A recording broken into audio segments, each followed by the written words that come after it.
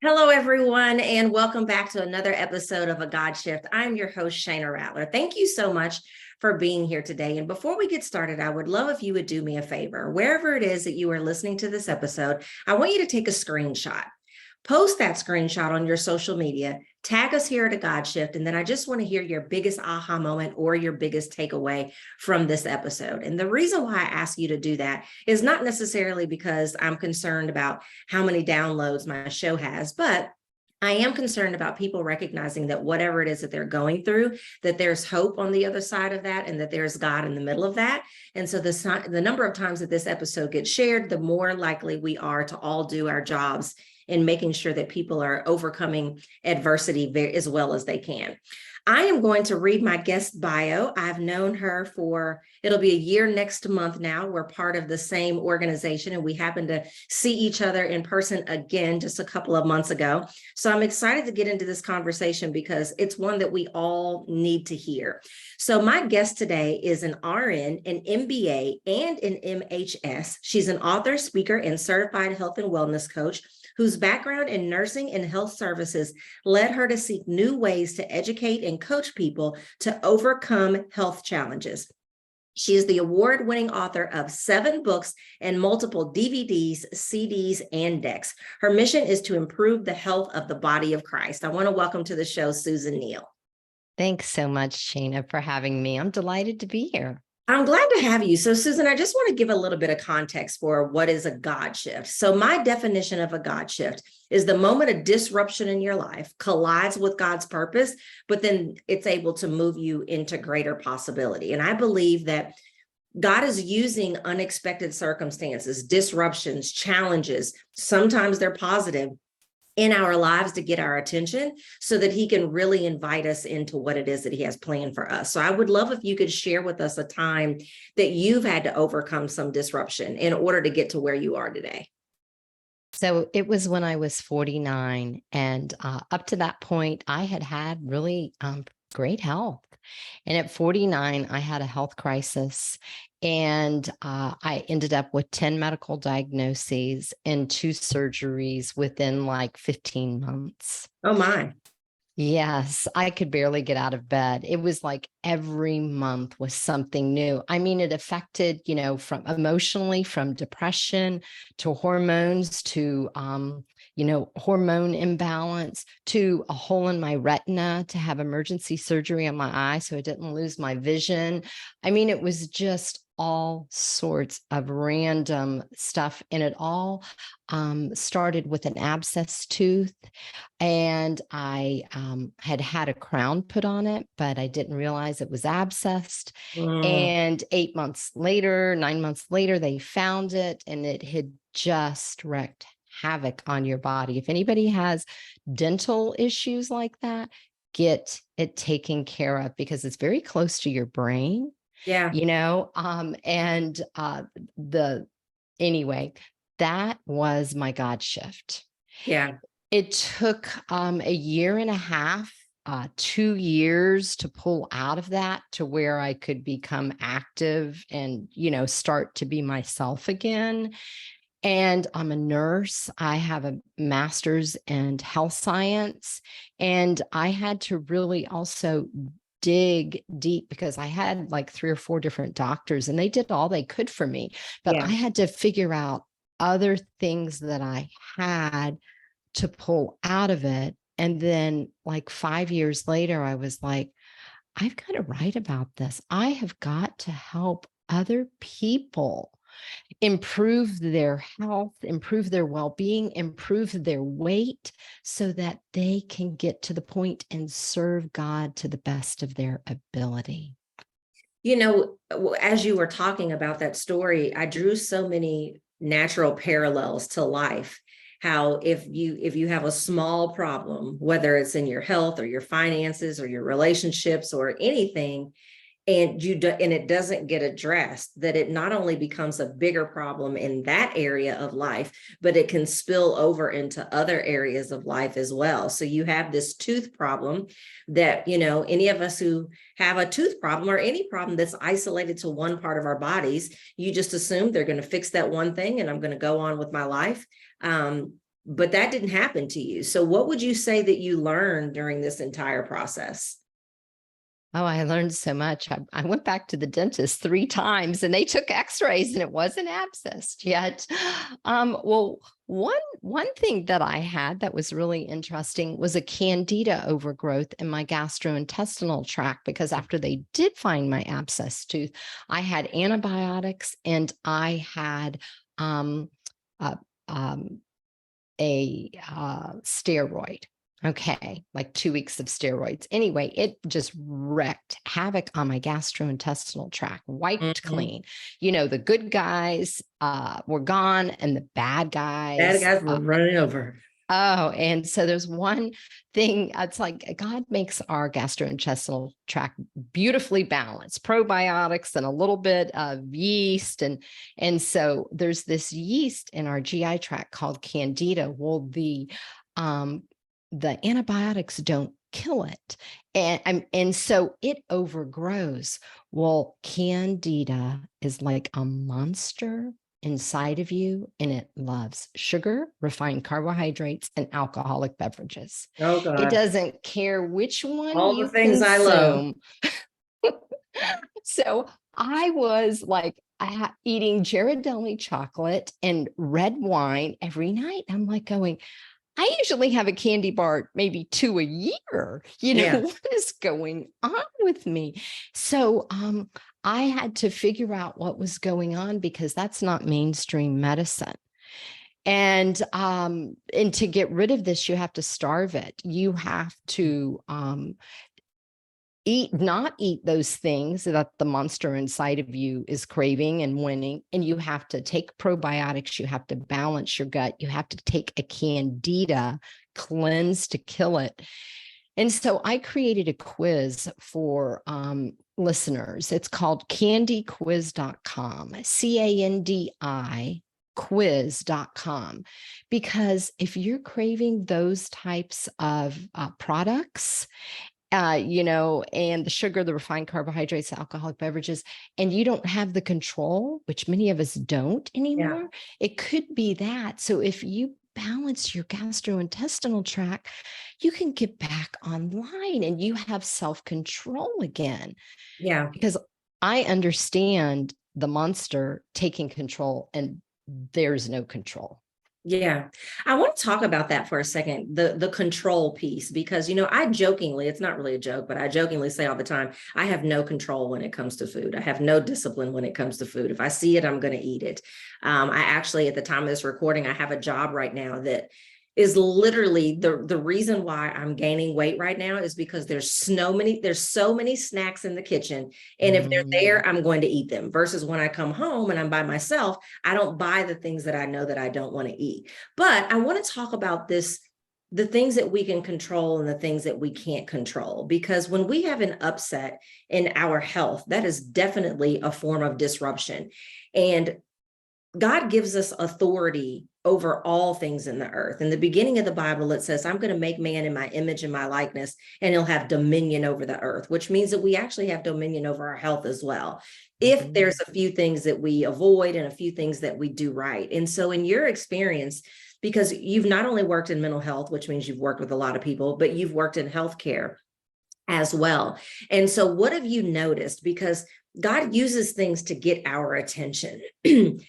And the things that he uses, he designs for them to be a tool that is going to move us forward, but so often it keeps us stuck. What have you seen in your years of experience, Susan, that are some of the most common barriers that when someone is experiencing a disruption, especially a disruption in their health, what are some of the most common barriers that keep them stuck instead of saying, oh, I've had this unexpected circumstance, let me do a few things and then move forward the way God wants me?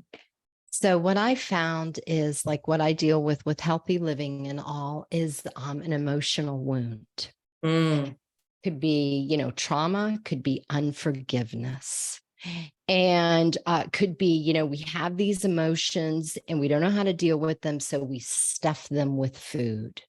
We turn to food and instead of seeking healing, because, this life has lots of trauma. for all of Yes. us. None of us gets out of this life unscathed.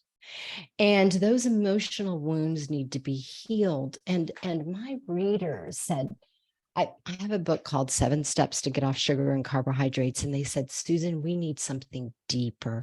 So I wrote Christian Study Guide for 7 Steps to Get Off Sugar and Carbohydrates that deals with the emotional healing that we need to go through to overcome.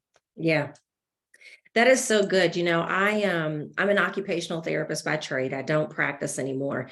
But when I was in OT school, and it was probably one of the numerous psychology classes, I swear my first semester of school, I thought I was a psych major instead of a therapy major.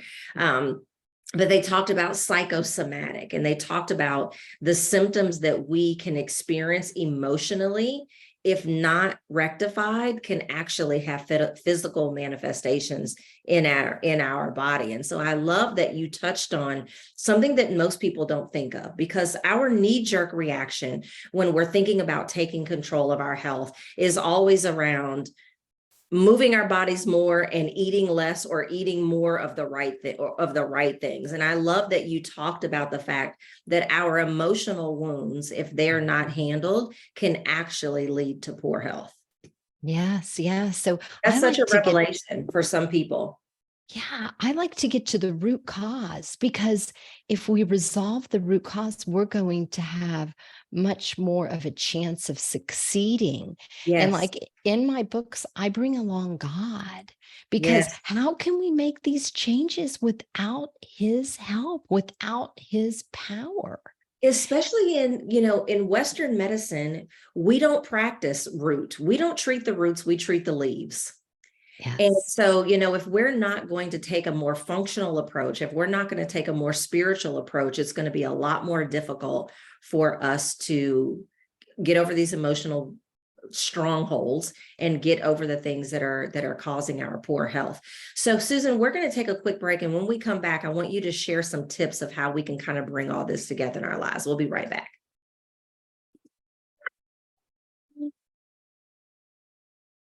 This episode is brought to you by the free guide When God Says Shift.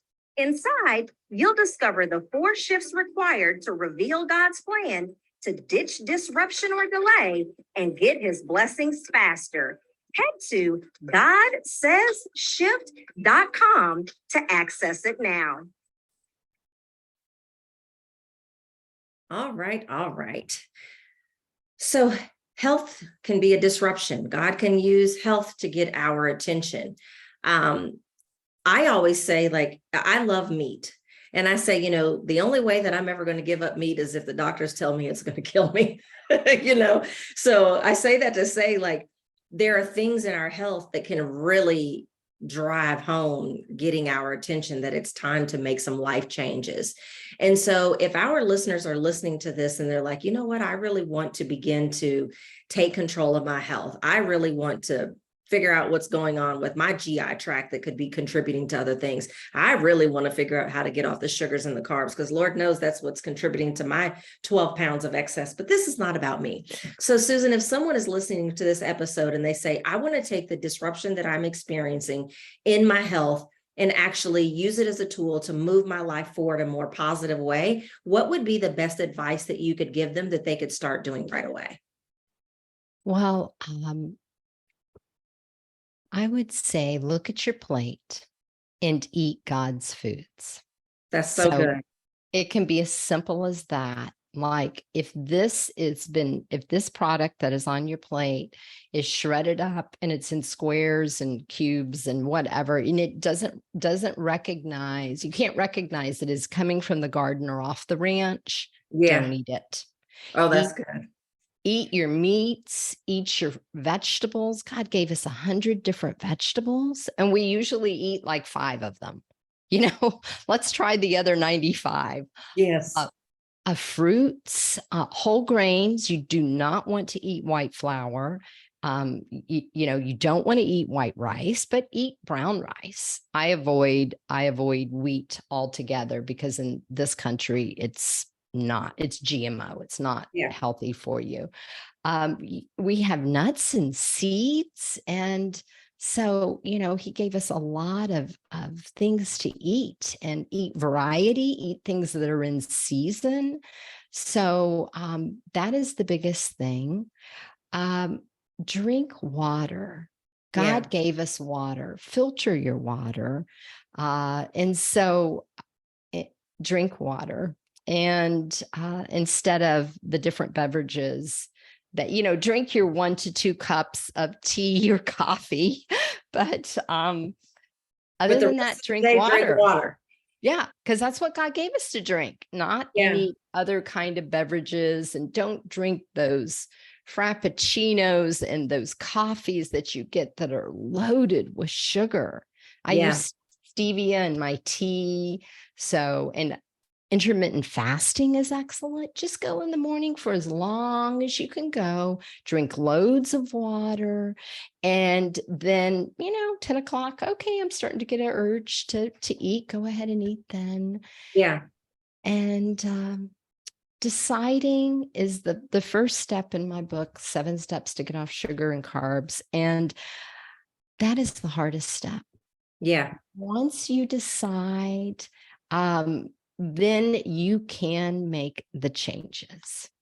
I know that to be true for myself because I do intermittent fasting and keto a couple of times throughout the year.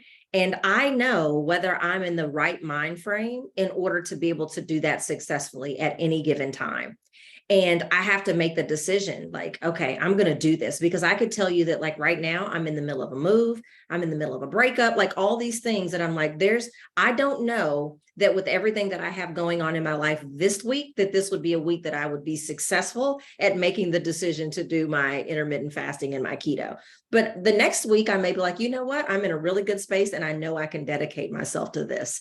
What I love about the tips that you shared, Susan, is that they're things that are accessible to every single one of us, number one, and they're things that, regardless of your economic status, that you can afford it. You didn't go off and tell us to get something that, that you can only get at an expensive grocery store or a grocery store that they only have if you live in a big city. And so I love that that's practical things that every single one of us can do. Every single one of us can eat vegetables and every single one of us can drink water. And like she said, there's more than just corn and green beans and the 5 vegetables that you're probably eating. Explore all of them. You might find out that you really like them. So Susan, we're out of time, but before we go, I want you to let us know, how can we follow you on social media? So if you go to Facebook, you can find me under Susan Ulrich Neal. Ulrich is Ullrich, and Neal is Neal. Perfect. And what would you like to offer if people want to take things further with you? Because you've got a lot of great resources. I've seen them all. So go to my website, Susan that's the letter U, Neal, Neal.com. I have a course there on 7 steps to improve your health and well-being. I have numerous different gifts, the candy quiz. I have a gluten intolerance quiz if you think you might be gluten sensitive. I have an appendices to my 7 Steps to Get Off Sugar and Carbohydrates books that includes 50 recipes for you that are very healthy. So there is lots there. Awesome. Well, the links to all of that is going to be in the show notes. You guys go take all those quizzes because even if you don't think you do, it's better to know. I'm going to go take both of them today. I don't have any idea if I'm gluten intolerant or if I'm candida positive or any of that stuff, but I would rather know than just to assume that everything is safe and that I'm good. So I'm going to go take those quizzes today. Everyone, I encourage you to go to Susan's website, take advantage of her resources. I can remember when I met her last year at a conference, she was 3 rows behind me. And when I heard her start talking about this carbs and sugar stuff, I literally stopped and turned around because sugar is not my vice, but Lord knows I love my carbs. And I tell myself all the time, I could not exercise and control my weight if I would control my carbs. So she caught my attention with the ways to get off the carbs. And I've been, kind of paying attention to what she's been doing since then. So everyone share this episode because everyone in your life needs to take a look at their health. We have authority over our health as well. The Lord has given us the tools that we need. So share this. I hope that you will go back and listen to previous and future episodes as well. And Susan, thank you so much for being here today. I appreciate you. Everyone have a great Oh, Bye-bye. thank you.